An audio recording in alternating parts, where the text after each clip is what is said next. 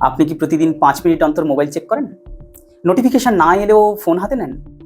তাহলে এর পেছনে শুধু অভ্যেস নয়, অ্যাংজাইটিও কাজ করতে পারে। ভাবুন তো, ফোনটা একটু দূরে রাখতেই কিছুটা অস্থির লাগছে, মনে হচ্ছে কিছু মিস হয়ে যাচ্ছে। বারবার হোয়াটসঅ্যাপ, ফেসবুক, ইনস্টাগ্রাম বা ইমেল চেক করছেন। এটাকে অনেক সময় ফিয়ার অফ মিসিং আউট বা ফোমো বলা হয়।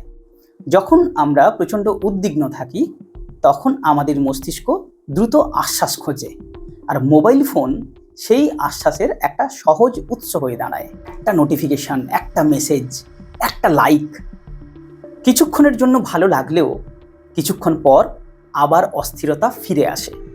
ফলে তৈরি হয় একটা চক্র। অ্যাংজাইটি থেকে ফোন ব্যবহার, থেকে সাময়িক স্বস্তি, আবার অ্যাংজাইটি, আবার ফোন।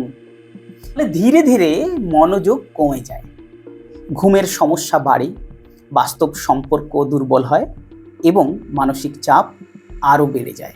তাই নিজেকে প্রশ্ন করুন, আমি কি ফোন ব্যবহার করছি, নাকি ফোন আমাকে ব্যবহার করছে? মোবাইল সমস্যা নয়, সমস্যা হলো যখন এটা আমাদের উদ্বেগ থেকে পালানোর মাধ্যম হয়ে যায়। আপনি যদি অ্যাংজাইটি, ওভারথিঙ্কিং, মোবাইল অ্যাডিকশান, ডিপ্রেশন এবং মেন্টাল ওয়েলনেস সম্পর্কে আরও বৈজ্ঞানিকভাবে বাস্তবসম্মত তথ্য জানতে চান, তাহলে এখনই আমাকে ফলো করুন এবং চ্যানেলটিকে সাবস্ক্রাইব করুন। আমি Shantanu Mondal, psychologist, graphologist, mental health consultant. The answer beyond medicine.